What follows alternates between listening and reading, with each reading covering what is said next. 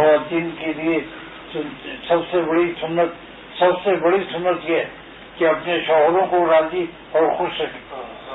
عورتوں کے لیے سب سے بڑی سنت یہ ہے کہ اپنے شوہروں کو راضی اور خوش رکھیں. کبھی ناراض ہو جائے تو ہاتھ جوڑ کے معافی مانگو، اس کو معاف کر دیجیے. اس میں ناک اور عزت نہ سمجھو. شوہر ناراض ہو جائے تو آج کل بعضی عورتوں کا یہ خیال ہے کہ اگر شوہر ناراض ہو جائے تو وہ بھی ناراض ہو جاتی ہیں. تم اگر جنید بغدادی ہو تو میں بھی کم نہیں ہوں، وہ بھی تصویریں تو مان لے گی تو تمہاری تجزیات قبول نہیں ہوں گی اگر شوہر ناراض ہو کے سو جائے گا. بس یہی ملفوظ پھر سے سن لو. عورتیں جو ہیں اس کا اہتمام رکھیں کہ شوہر راضی اور خوش رہے. اگر کبھی ناراض ہو جائے، کوئی غلطی ہو جائے، فوراً معافی مانگ لو. اللہ نے ان کو بڑا بنایا.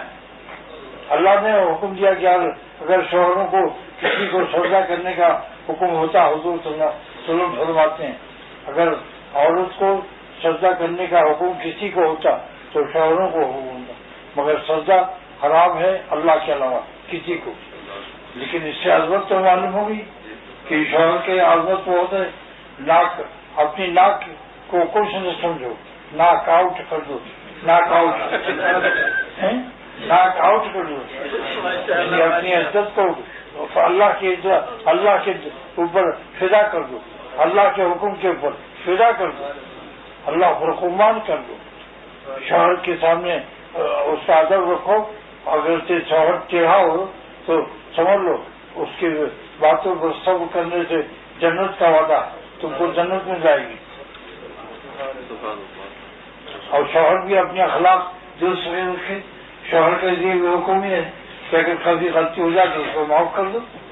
ایک مولانا ثانی رحمۃ اللہ علیہ نے ایک واقعہ لکھا ہے کہ ایک شوہر سے ایک عورت سے ناک تیز ہو گیا تو کھانا نہیں کھایا اس نے، ہو گیا اور کچھ نہیں کہا، معاف کر دیا. اس کو کہا کہ اگر سوچا دل میں کہ اگر میری بیٹی سے یہ نمک تیز ہوتا تو میں یہی پسند کرتا کہ میرا داماد اس کو معاف کر دے، داماد جوتے سلے کی پٹائی نہیں کرے.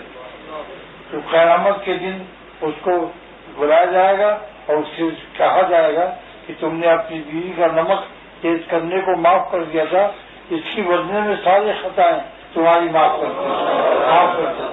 بس دو باتیں سنا دی، دونوں باتیں جڑ ہے سب جھگڑے کی، دونوں باتیں جھگڑے کی جڑ ہے.